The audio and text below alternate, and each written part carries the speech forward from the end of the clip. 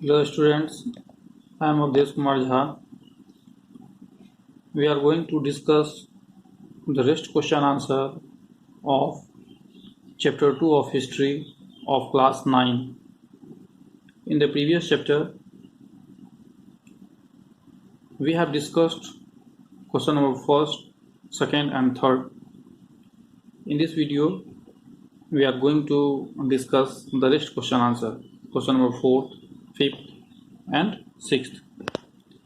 Question number 4 is, make two lists, one with the main events and the effects of the February Revolution, and the other with the main events and effects of the October Revolution. Write a paragraph on who was involved in each, who were the leaders, and what was the impact of each on Soviet history.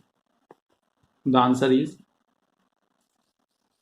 events and effects of the February Revolution. 22nd February 1917.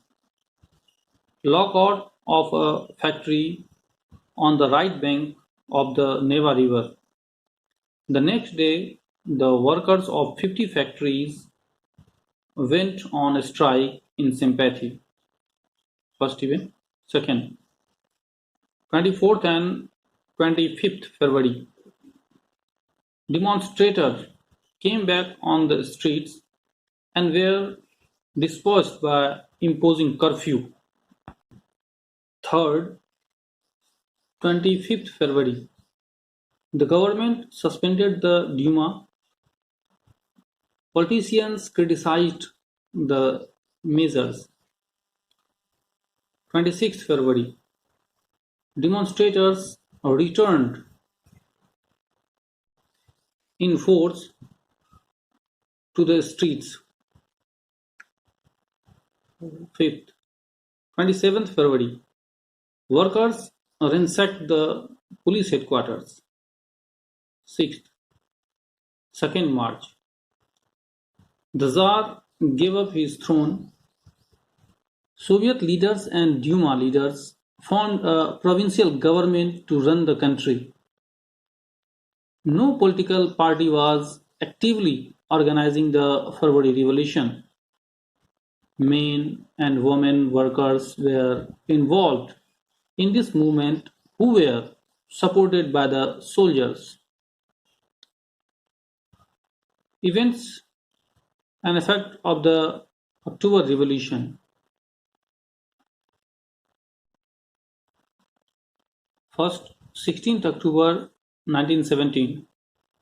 Lenin persuaded the Petrograd Soviet and the Bolshevik Party to agree to a socialist seizure of power.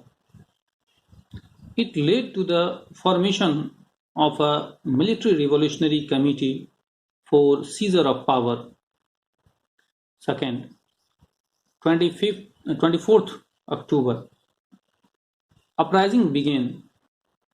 The buildings of the two Bolshevik newspapers were seized by the military men loyal to the government. On the same day, pro-government troops were sent to take over telephone and telegraph offices and protect the Winter Palace.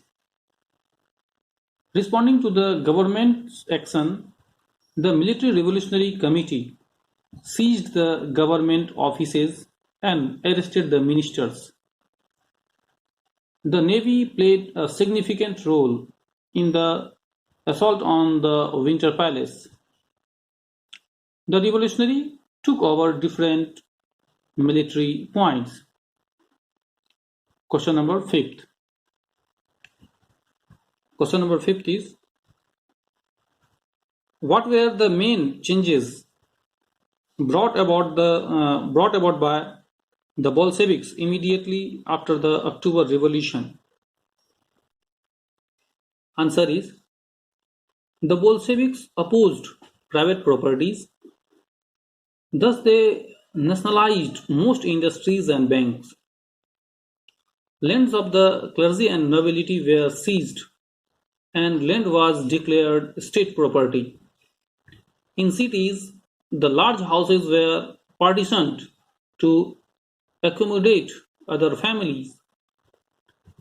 The use of old titles of aristocracy was banned. To assert the social change, new uniforms, it means that is Soviet hat, were designed for the army and the officials. The Bolshevik Party renamed itself as the Russian Communist Party. Russia became a one-party state.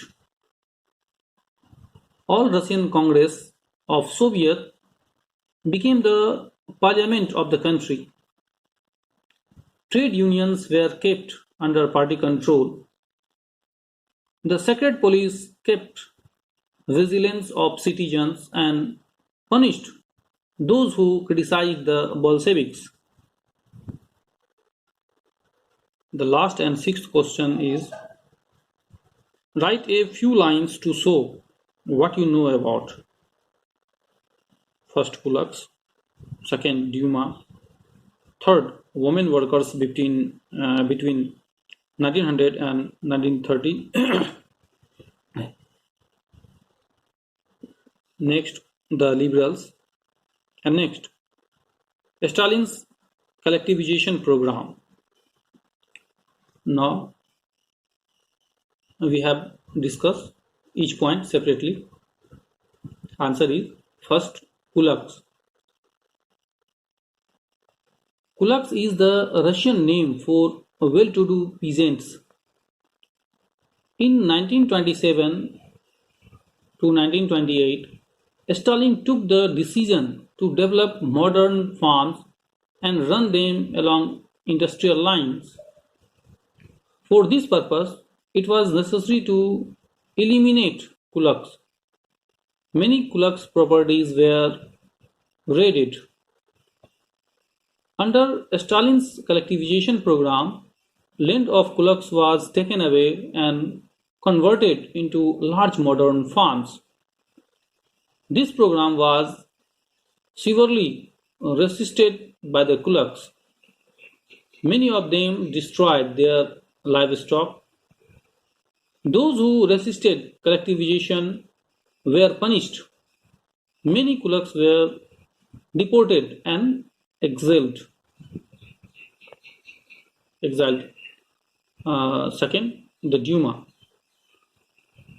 The Duma was the elected consultative parliament set up after the revolution of 1905.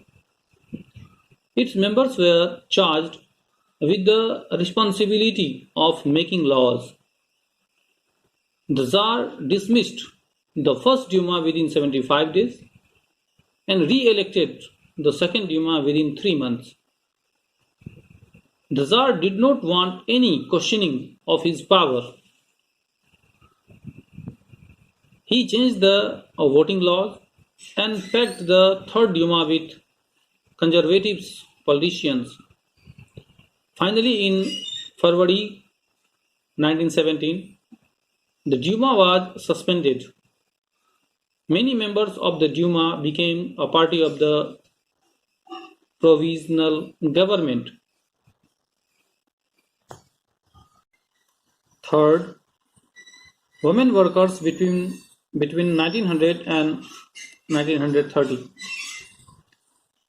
In Russia, the women workers constituted 31% of the factory labor force. They were paid less than their men counterparts. In most of the factories, they were paid between half and three-quarters of a man's wage. During the February Revolution, women led the way to strikes in many factories. Fourth, the liberals. One of the groups which looked to change society were the liberals. They were opposed to the uncontrolled power of the dynastic rulers. They preferred religious tolerance and wanted to safeguard individual rights. They favored parliamentary system of government and an independent judiciary. They did not believe in universal adult franchise. They wanted voting rights to be restricted to men of property only. Fifth, fifth, Stalin's collectivization program. Stalin's collectivization program.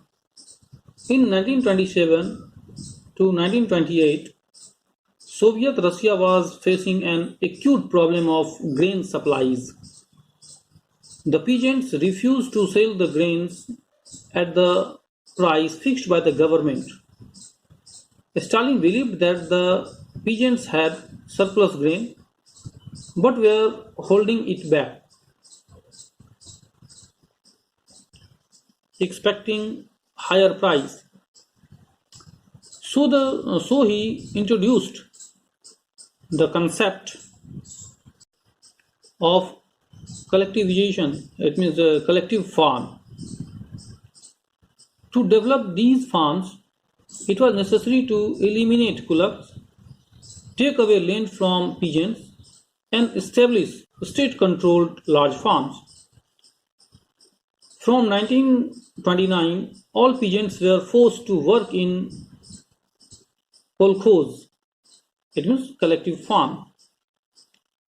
The kolkhoz profit was shared by all the peasants who worked on the land. Those who resisted collectivization were severely punished. Stalin's government allowed some independent cultivation but treated such peasants unsympathetically.